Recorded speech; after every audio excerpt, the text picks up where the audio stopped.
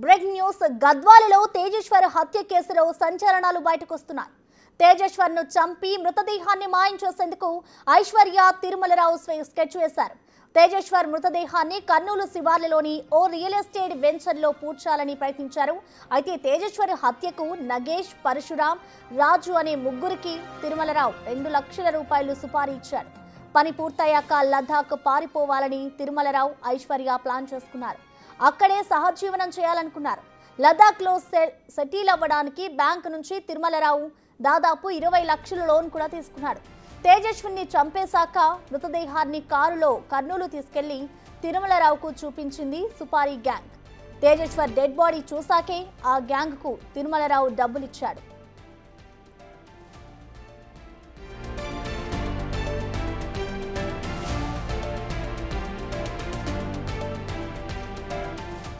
హత్య సమయంలో కారు ముందు సీట్లో తేజేశ్వర్ కూర్చొని ఉండగా వెనుక నుంచి అతని మెడ పట్టుకుని గొంతు కోశాడు పరమేశ్వర్. ఆ తర్వాత డ్రైవర్ సీట్లో ఉన్న నగేష్ తేజేశ్వర్ పొట్టలో కత్తితో పొడిచాడు.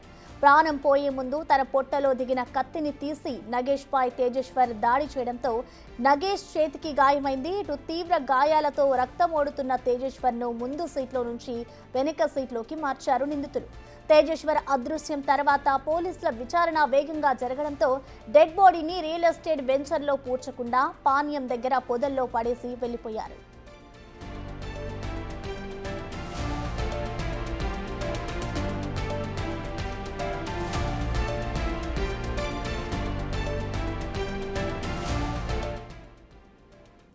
దీనికి సంబంధించిన పూర్తి లేటెస్ట్ డీటెయిల్స్ అందించేందుకు మా ఎగ్జిక్యూటివ్ ఎడిటర్ అశోక్ లైవ్ లో అందుబాటులో ఉన్నారు.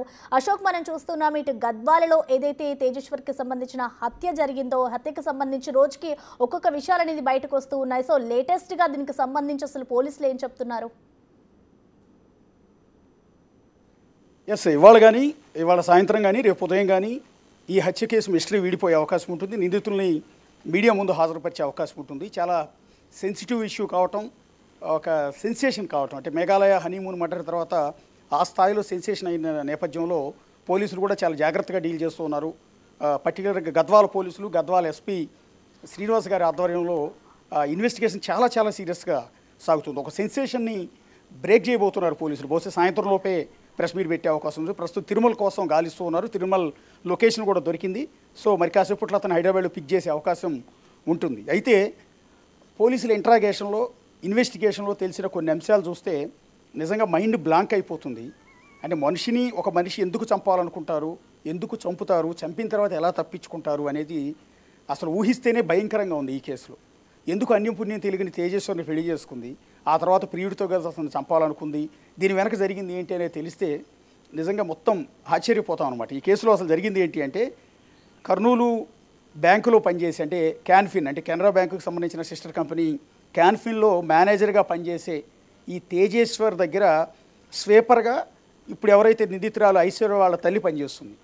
అలా వాడు తేజేశ్వర్ అనే వ్యక్తి ఉమనైజర్, విపరీతమైన సెక్స్ పిచ్చి, ఎవరిని వదిలిపెట్టే అవకాశం లేదు. ఆఖరి కర్రకి చీర కట్టినా కూడా వదిలిపెట్ట నేచర్ తేజేశ్వర్ అతనిది, ఏదైతే బ్యాంకు మేనేజర్ తిరుమలది.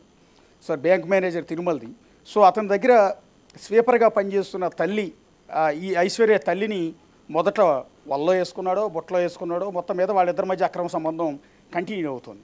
అదే క్రమంలో స్వీపర్గా పనిచేస్తున్న ఆమె సెలవు పెట్టినప్పుడు ఆమె కూతురైన ఐశ్వర్య, ఈ అమ్మాయి 10th క్లాస్ వరకే చదువుకుంది, కానీ విపరీతమైన పరిచయాలు, సో సోషల్ మీడియాలో విపరీతమైన పరిచయాలు. ఈ పరిచయాలతోనే ఆమె తల్లి లేనప్పుడు ఆ బ్యాంకులో స్వీపర్గా పనికి వెళ్ళేది. అలా వెళ్ళిన సందర్భంలో ఈ తిరుమల కన్ను అమ్మాయి మీద కూడా పడింది. సో ఆమె కూడా ఆ నేచర్ ఉంది కాబట్టి ఇద్దరు కమిట్ అయ్యారు. సో అటు తల్లితోనూ ఇటు కూతురుతోనూ ఇద్దరితోనూ కూడా ఇల్లీగల్ ఎఫ్ఐఆర్ కంటిన్యూ అవుతోంది తిరుమలకి. ఇదే క్రమంలో ఏదైతే తన కూతురు ఐశ్వర్యకి, బహుశా ఇద్దరితోనూ అక్రమ సంబంధం చేయటం ఆ తల్లికి నచ్చలేదు. అందువల్ల కూతురికి పెళ్లి చేయాలని అనుకున్న క్రమంలోనే ఒక సంబంధం చూసింది. సో ఇప్పుడు తేజేశ్వర్ ఫ్యామిలీ వీళ్ళు వెళ్ళి అమ్మాయిని చూసి వచ్చారు. అమ్మాయి బాగుంది, యాక్టివ్గా ఉంది, సో మనకి మంచి సంబంధం అన్నట్టుగా, వీళ్ళు తండ్రి లేని ఆడపిల్ల అన్న ఉద్దేశంతో వీళ్ళు కట్నం లేకపోయినా కూడా పెళ్లి ఖర్చులన్నీ తామే భరించి పెళ్లి చేసుకునేలా ఒప్పందం చేసుకున్నారు. సో ఎంగేజ్మెంట్ అయిపోయింది. ఫిబ్రవరిలో పెళ్లి జరగాల్సి ఉంది.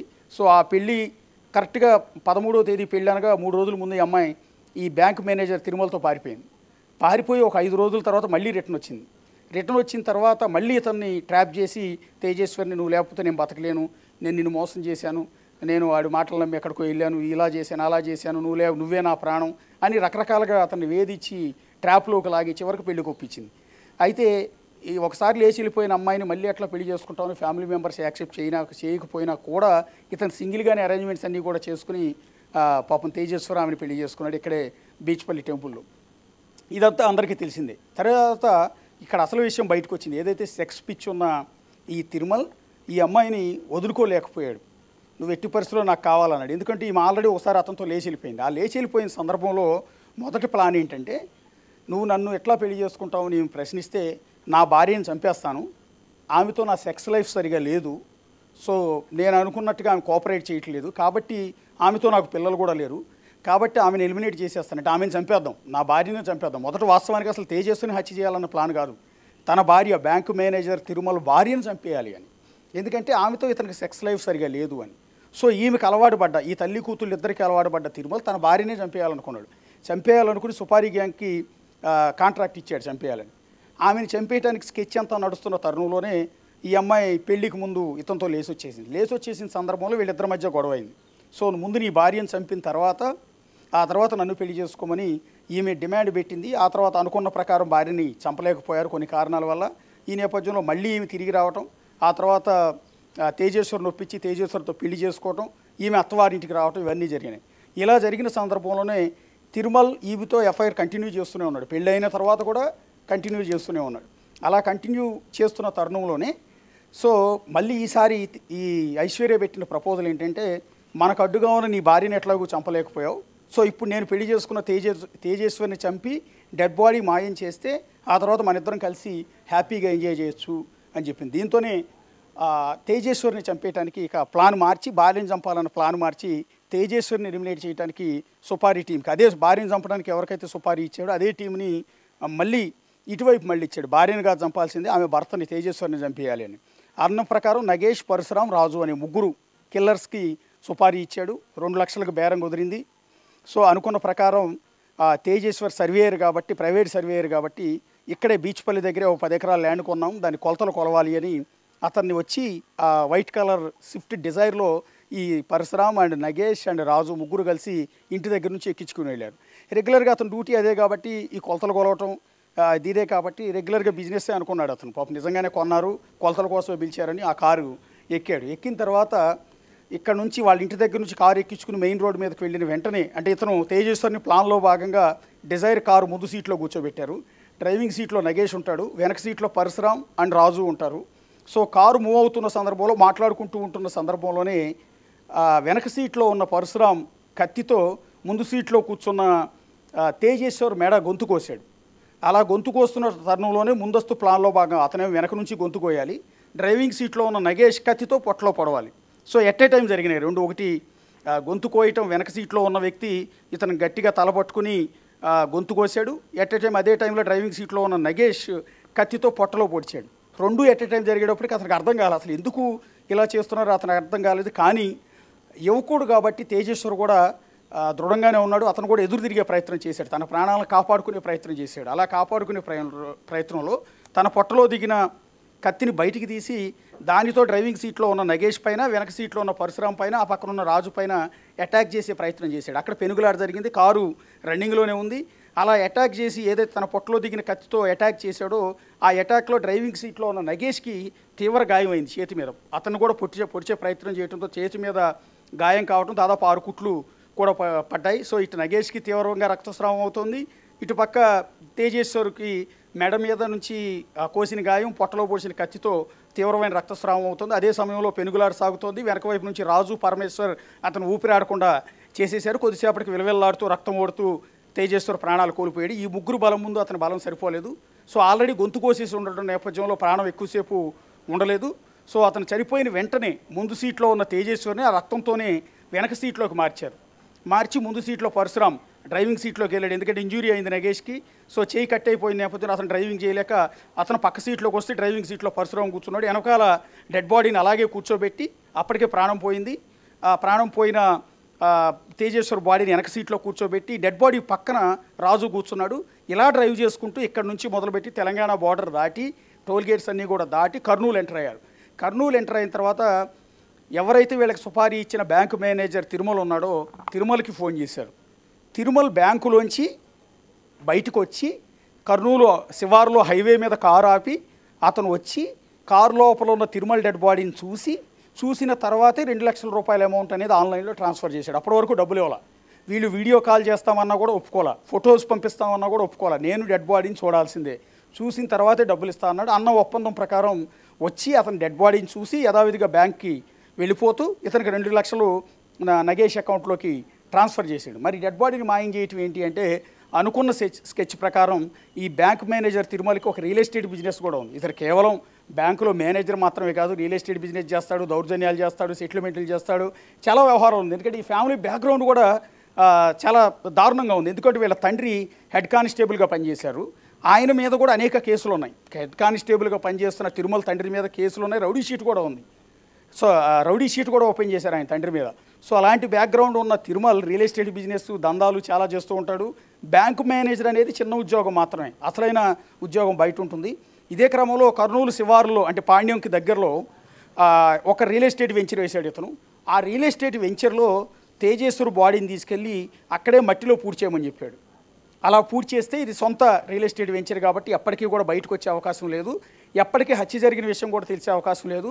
తేజేశ్వర్ కేవలం అదృశ్యం అయ్యాడు అన్నదాన్ని లోకాన్ని నమ్మించవచ్చు అనేది తిరుమల ప్లాన్. అనుకున్న ప్లాన్ ప్రకారం ఈ నిందితులు ముగ్గురు డెడ్ బాడీని తీసుకుని అటు వెళ్ళే క్రమంలో రియల్ ఎస్టేట్ వెంచర్లోకి వెళ్ళి పూడ్చిపెట్టాలి అనుకున్న క్రమంలో రాత్రి వరకు వెయిట్ చేశారు. వెయిట్ చేసిన తర్వాత ఈలోపు తేజేశ్వర్ మిస్ అయిపోయాడని పోలీసులకి సమాచారం వాళ్ళ కుటుంబ సభ్యులు ఇవ్వటం.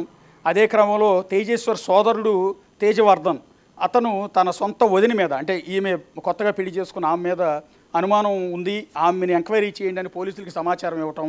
ఆవిడ బిహేవియర్ కానీ గతంలో ఆవిడ లేచిపోయిన వ్యవహారం కానీ ఆవిడకున్న అక్రమ సంబంధాలు వీటి గుట్టంతా కూడా ఈ తేజవర్ధన్ పోలీసులకి చెప్పిన నేపథ్యంలో ఇక్కడ ఇంటికి వచ్చి కోచింగ్ చేయడానికని ఐశ్వర్యని పోలీసులు అత్తగారి ఇంట్లోంచి లిఫ్ట్ చేసి తీసుకెళ్లారు. అదే క్రమంలో కర్నూలు నుంచి ఐశ్వర్య తల్లిని లిఫ్ట్ చేశారు. ఇవన్నీ హడావుడి జరుగుతుంది. పోలీస్ టీములు మొత్తాన్ని కూడా అలర్ట్ చేశారు, అటు కర్నూలు పోలీసులను అలర్ట్ చేశారు. ఇదంతా హడావుడి జరుగుతున్న నేపథ్యంలో వీళ్ళకి భయం పట్టుకుని రియల్ ఎస్టేట్ వెంచర్లోకి తీసుకెళ్లి పూడ్చిపెడితే దొరికిపోతాం అన్న భయంతో అలాగే పాండ్యం దగ్గరికి వెళ్ళి అక్కడ ఒక చెరువు జమ్ములో డెడ్ బాడీని పడేసి వచ్చేసారు. వీళ్ళ ప్లాన్ ఏంటంటే ఆ జమ్ము వైపు మనుషులు ఎవరు కూడా వెళ్ళే అవకాశం లేదు, ఆ బాడీని ఐడెంటిఫై చేసే అవకాశం లేదు. సో అది కుళ్ళిపోయి ఎండిపోయిన తర్వాత అస్థిపంజరం అయిపోతుంది. ఆ తర్వాత ఐడెంటిఫై చేయడం కూడా కష్టం. కావాలంటే ఈలోపు ఆ బాడీని వేరే రకంగా మాయం చేయటం, డిస్పోజ్ చేయటం లాంటివి చేయొచ్చు అనేది వీళ్ళ ప్లాన్. మొదట్లో కాలువలో పడేస్తే శవం కొట్టుకెళ్తూ వెళ్ళిపోతుంది అనుకున్నారు. తీరా చూస్తే ఆ పాండ్యం కాలువలో నీళ్లు తక్కువగా ఉండటంతో బాడీ కొట్టుకెళ్లే అవకాశం లేదన్న ఉద్దేశంతో ఆ చెరువు పక్కన జమ్ములో పడేశారు. అందులోనే బాడీ అంతా కూడా కుళ్ళిపోతుంది అన్న ప్లాన్తో వాళ్ళు అక్కడ పడేసి అక్కడి నుంచి పారిపోవటం జరిగింది. ఈలోపే బాడీని పోలీసులు ఐడెంటిఫై చేయటం, బాడీ మామూలుగా అయితే అప్పటికే 5-6 రోజులు అయిపోవడంతో పూర్తిగా కుళ్ళిపోయింది. నీళ్లలో ఉండటం వల్ల కుళ్ళిపోయి ఆ పురుగులు కూడా పట్టేసి ఉన్న దశలో ముఖం అసలు గుర్తుపట్టలేరు ఎవరు కూడా. కానీ ఫ్యామిలీ మెంబర్స్కి ఆల్రెడీ కంప్లైంట్ ఇచ్చారు, మిస్సింగ్ కేసు, ఎక్కడెక్కడికి వెళ్ళాడు ఏంటి, అతని సెల్ ఫోను లాస్ట్ టైం ఏ లొకేషన్లో స్విచ్ ఆఫ్ అయ్యి ఉంది, ఎవరు వచ్చి ఇంటికి వచ్చి తీసుకెళ్లారు, ఇవన్నీ ఎంక్వైరీ చేస్తున్న కోణంలో పలానా నగేష్ అండ్ పరశురామ్ అండ్ రాజు వీళ్ళు కారులో ఎక్కించుకెళ్ళినట్టు, అది కూడా వైట్ కలర్ స్విఫ్ట్ కారులో తీసుకెళ్ళినట్టు, ఎల్లో ప్లేట్తో ఉన్న కారులో ఈ దగ్గరలో ఉన్న అంటే ఈ బీచ్పల్లి దగ్గరలో ఉన్న ఈ బార్డర్ దగ్గర ఉన్న టోల్గేట్ ఏదైతే ఉందో ఆ టోల్గేట్లో పోలీసులు ఐడెంటిఫై చేసి ఆ కారు పలానా నగేష్ అనే వ్యక్తిదని తేల్చి వాళ్ళ కోసం గాలింపు మొదలుపెట్టిన సందర్భంలోనే ఇతని సెల్ ఫోన్ అంటే తేజేశ్వర్ చేతిలో ఉన్న సెల్ ఫోన్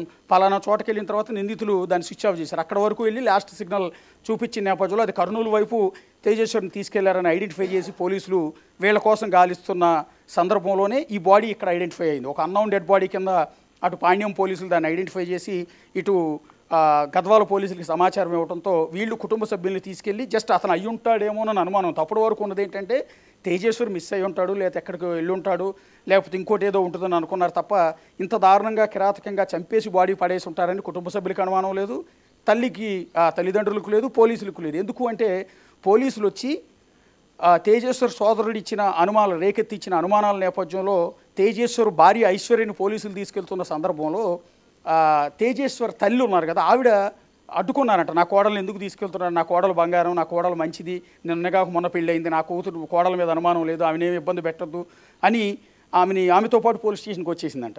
ఈవెన్ పోలీస్ స్టేషన్లోకి వెళ్ళిన తర్వాత ఆవిడ ఏమైనా సూసైడ్ అటెంప్ట్ చేసుకుంటుంది ఏమైనా భయంతో అత్తగారు ఆవిడ ఈవెన్ వాష్రూమ్కి వెళ్ళినా కూడా అత్త ఆమెతో పాటు వెళ్ళిందంట. పోలీసులు చెప్తుంటే ఇవన్నీ కూడా ఆశ్చర్యం. అంటే తేజేశ్వరి తల్లికి కోడల మీద అనుమానం రాలా. ఒకవేళ లేచిపోయినా కోడలైనా కూడా మారింది అనుకున్నారు తప్ప తన కొడుకుని చంపిస్తుందని అనుమానం రాలా. అనవసరంగా నిందలేస్తున్నారు ఆ పిల్ల మీద అనుకున్నారు తప్ప ఆ కోడలే నా కొడుకుని ఇంత దారుణంగా చంపించింది అన్న విషయం ఆ తల్లికి అనుమానం రాలా. ఇదంతా జరుగుతున్న సందర్భంలోనే బాడీని తల్లిదండ్రులు తీసుకెళ్లి బాడీని చూపించడం, కుళ్ళిపోయి ఉన్న బాడీ చేతి పైన ఒక టాటూ ఉంది. అదేంటంటే తన తల్లి మీద ఉన్న ప్రేమతో తేజేశ్వర్ అమ్మ అని టాటూ వేయించుకున్నాడు, పచ్చబొట్టు వేయించుకున్నాడు పెద్ద పెద్ద అక్షరాలతో. ఈ ప్లేస్లో కరెక్ట్గా ఈ ప్లేస్లో టాటూ వేయించుకున్నాడు. సో కుడి చేతికి సరిగ్గా ఈ ప్లేస్లో ఇక్కడ చూస్తే సరిగ్గా ఈ ప్లేస్లో పెద్ద పెద్ద అక్షరాలతో అమ్మ అని రాయించుకున్నాడు, టాటూ వేయించుకున్నాడు పచ్చబొట్టి కరెక్ట్గా ఈ ప్లేస్లో. సో బాడీ అంతా కుళ్ళిపోయింది కానీ చేయి పార్ట్ మాత్రం కొంత దెబ్బతినకుండా బాగానే ఉంది. దట్టు అది పచ్చబొట్టు కావడంతో చాలా క్లియర్గా అమ్మ అని కనపడుతోంది. సో తల్లిదండ్రులకి ఇది ఐడియా ఉంది, తన బ్రదర్కి ఐడియా ఉంది, అక్కకి ఐడియా ఉంది, ఎంటైర్ ఫ్యామిలీ మెంబర్స్కి పెద్ద పెద్ద అక్షరాలతో అమ్మ అని టాటూ వేయించుకున్న విషయం వాళ్ళ పూర్తి స్థాయి అవగాహన ఉన్న నేపథ్యంలో వాళ్ళు ఇది తేజేశ్వరి డెడ్ బాడీయే అని ఇమ్మీడియట్గా ఐడెంటిఫై చేశారు. సో ఇది టోటల్గా స్కెచ్. సో ఐడెంటిఫై చేసిన వెంటనే వీళ్ళిద్దరిని కూడా అదుపులోకి తీసుకుని అరెస్ట్ చేయడం, తల్లి కూతుళ్ళు ఇద్దరిని అరెస్ట్ చేస్తే వాళ్ళ విచారణలో వాళ్ళు ఒప్పుకున్నారు. పోలీసులు ఇంట్రాగేషన్లో కూడా అడిగారు ఆమెని, ఎందుకు నువ్వు మొదటేమో అతని భార్యను చంపాలని చూసావు, చంపమని ఇచ్చావు, ఆమె అదృష్టవశాత్తు బతికిపోయింది, తర్వాత నువ్వు అతనితో లేచిపోయావు, లేచిపోయిన దాన్ని అతనితోనే కలిసి ఉండకుండా మళ్ళీ వెనక్కి వచ్చి మళ్ళీ తేజేశ్వరిని ఇబ్బంది పెట్టి ట్రాప్లోకి లాగి ఒప్పించి ఫోన్ కాల్స్ చేసి మళ్ళీ పెళ్ళికి ఎందుకు ఒప్పించావు, ఎందుకు పెళ్లి చేసుకున్నావు, మళ్ళీ పెళ్లి చేసుకున్న రోజు నుంచి ఎందుకు నువ్వు మళ్ళీ తిరుమలతో కలిసి తిరుగుతూ ఇతన్ని చంపేయాలి, ఎలిమినేట్ చేసేయాలని ఎందుకు అనుకున్నావు అని అడిగితే ఆమె దగ్గర నుంచి సమాధానం లేదు. అదేమంటే తిరుమల నేను హ్యాపీగా బతకాలనుకున్నావు అన్న మాట మాత్రమే చెప్తాను. అందులో భాగంగానే వీళ్ళిద్దరూ లడకెళ్ళి కొన్ని రోజుల పాటు అక్కడే స్టే చేయాలనుకున్నారు. పరిస్థితులన్నీ సద్దుమణిగిన తర్వాత తిరిగి వద్దాం అనుకున్నారు. అందుకనే తిరుమల సెలవు పెట్టాడు బ్యాంక్కి, 20 లక్షల రూపాయలు హోమ్ లోన్ కూడా తీసుకున్నాడు. ఎందుకంటే అతనే హోమ్ లోన్ ఇన్ఛార్జ్ కాబట్టి లోన్ ఈజీ ప్రాసెస్ అతను. 20 లక్షల క్యాష్ కూడా తీసేసుకున్నాడు. 20 లక్షల క్యాష్ దగ్గర పెట్టుకుని లడక్కి వెళ్ళి ఇద్దరు కూడా ఎంజాయ్ చేయాలి కొద్ది రోజులు. ఈలోపు తేజేశ్వర్ ఇష్యూ మరుగున పడిపోయిన తర్వాత కలిసి వచ్చి సహజీవనం చేయాలనేది యాజ్ ఇట్ ఈజ్ ప్లాన్. అది వికటించడంతో అనుకున్న ప్లాన్ ప్రకారం బాడీని పూడ్చలేకపోయారు. ఆ తర్వాత నిందితులు సుపారీ ఇచ్చిన నిందితులు సీసీ ఫుటేజ్లో ఉన్న కారు నంబర్ ఆధారంగా ఐడెంటిఫై చేసి సుపారీ గ్యాంగ్ను పట్టుకోవడం, ఆ తర్వాత వాళ్ళు తిరుమల పేరు చెప్పడం, ఆ తర్వాత ఐశ్వర్య పేరు చెప్పడం. ఇంట్రాగేషన్లో కూడా ఐశ్వర్య ఆమె తల్లి ఇద్దరు కూడా తేజేశ్వరిని మేమే చంపాలని ప్లాన్ వేసాం, చంపింది నిజమేనని వాళ్ళు ఒప్పుకోవటం. వీటన్నిటి నేపథ్యంలో తిరుమలకి ఏం చేయాలో తోచలేదు. ప్రస్తుతం అప్స్కాండింగ్లో ఉన్నాడు. సో హైదరాబాద్లో ఒక చోట తలదాచుకున్నాడు. బహుశా ఈ పాటికే లిఫ్ట్ చేసి ఉన్నట్టున్నారు మనకు తెలిసిన సమాచారం ప్రకారం. ఈలోపు ఇంకోటి ఏంటంటే పెళ్ళయిన తర్వాత అత్తవారి ఇంటికి వచ్చిన ఐశ్వర్య భర్తతో ఏ ఒక్కరోజు కూడా సరిగా లేదు. మరి పెళ్ళికి ముందేమో అంతలా బతిమాలి ఇబ్బంది పెట్టి ఆ ఫోన్ ఆడియో కూడా ఉన్నాం మనం. నా భర్త ఎలా ఉండాలంటే నా భార్య ప్రాణం అన్నట్టుగా ఉండాలి, భార్య ఎలా ఉండాలంటే భర్తే ప్రాణం అన్నట్టుగా ఉండాలి, నువ్వు నేను నాకు నువ్వు నీకు నేను అన్నట్టుగా ఉండాలి అని ఫోన్లో మాట్లాడిన ఐశ్వర్య వచ్చిన దగ్గర నుంచి ఫోన్ మాట్లాడుతూ బయటికి వెళ్ళిపోయేది. ఎప్పుడూ భర్తతో కాసేపు నవ్వుతూ మాట్లాడేది కూడా లేదు, కుటుంబ సభ్యులతో మాట్లాడింది కూడా లేదు. ఫోన్ మాట్లాడటం ఎప్పుడు చూసినా చాటింగ్లో ఉండేది, ఎప్పుడు చూసినా ఫోన్ కాల్స్ ఉండేవి. ఇంకొక ఆసక్తికరమైన అంశం ఏంటంటే ఈ కేసులు అన్నీ సంచలనాలే.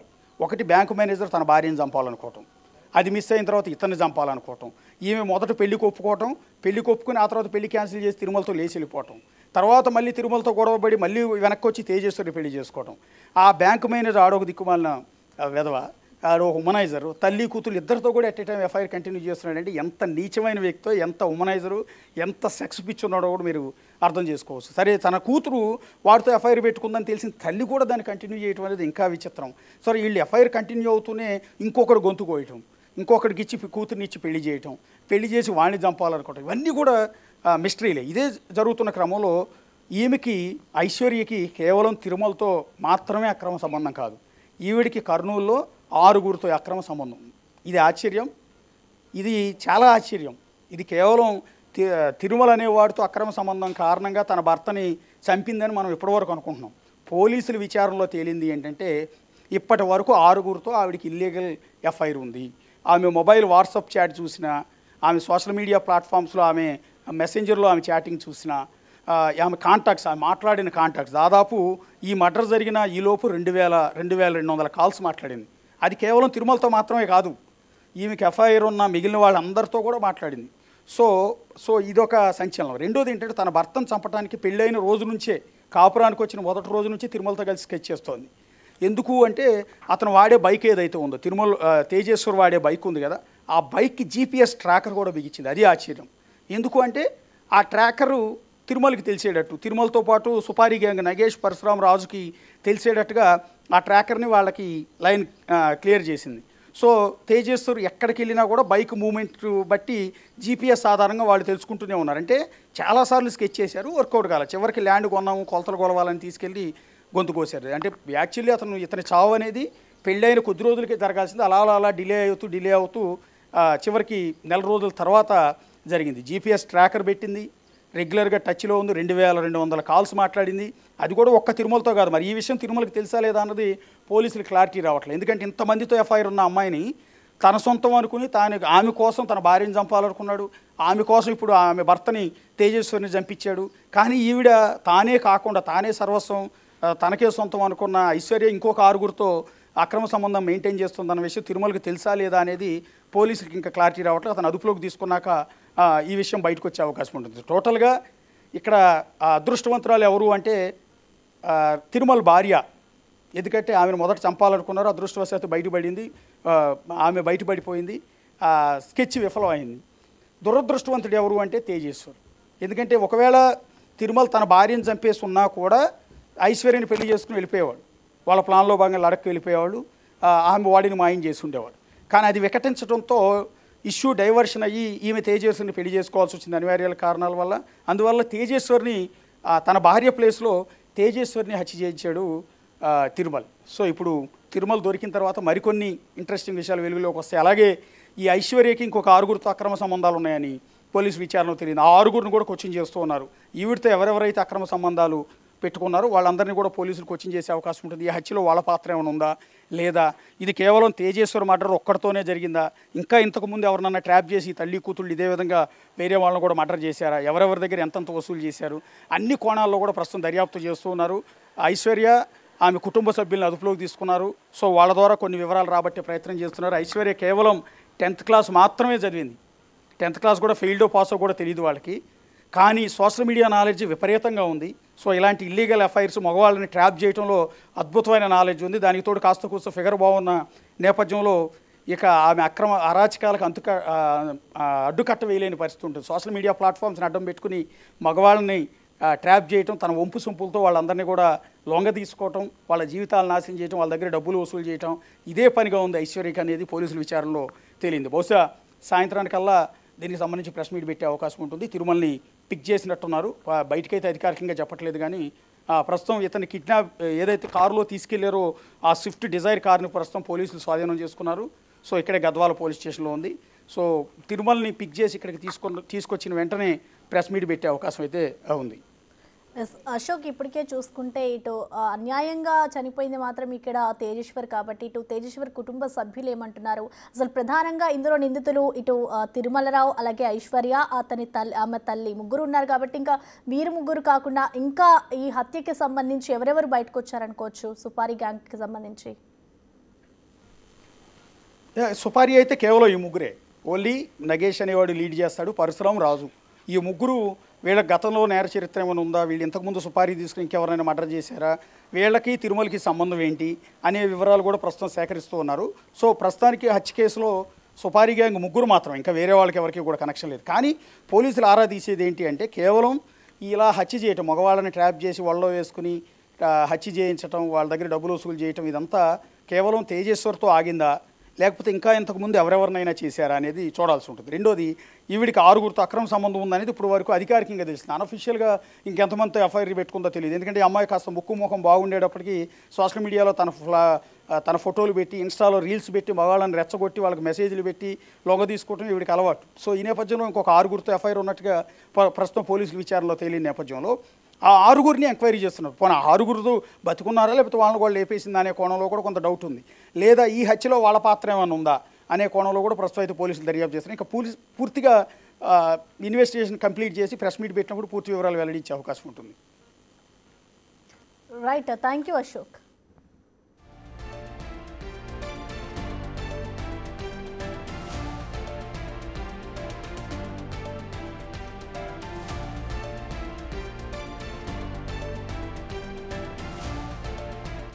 ఇక గద్వాలలో తేజేశ్వర్ హత్య కేసులో అయితే సంచలన విషయాలు బయటకు వస్తూ ఉన్నాయి. ఇటు తిరుమలరావుపై అయితే కోపంతో తేజేశ్వర్ను ఒప్పించి మరి ఈ హత్యకు పాల్పడ్డట్టుగా కూడా ఇటు పోలీసుల విచారణలో తేలుతోంది.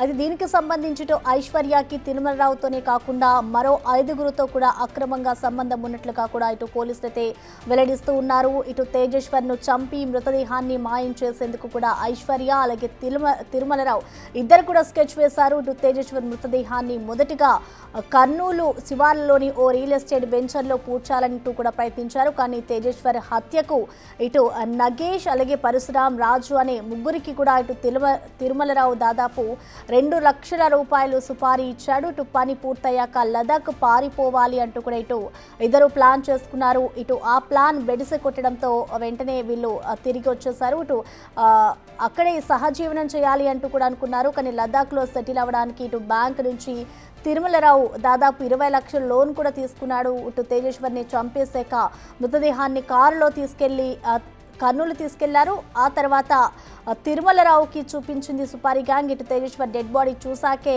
ఎవరైతే ఈ సుపారీ గ్యాంగ్ ఉన్నారో వారికి దాదాపు ఇటు తిరుమలరావు అయితే డబ్బిచ్చాడు. ఇటు దాదాపు ఈ ఘటన జరిగిన తర్వాత కూడా ఇటు తేజేశ్వర్ కుటుంబ సభ్యులంతా కూడా ఇటు కఠినంగా శిక్షించాలి అంటూ చెప్తున్నారు. ప్రస్తుతం తిరుమలరావు కోసం అయితే ఇటు పోలీసులు దర్యాప్తు చేస్తూ ఉన్నారు. ప్రస్తుతం అయితే ఆయన హైదరాబాద్లో ఉన్నట్లుగా కూడా ఇటు పోలీసులు వెల్లడిస్తూ ఉన్నారు. ఇవాళ ఈ కేసుకు సంబంధించి కూడా పూర్తి అప్డేట్స్ అయితే సాయంత్రం వరకు వచ్చే అవకాశం కనిపిస్తోంది.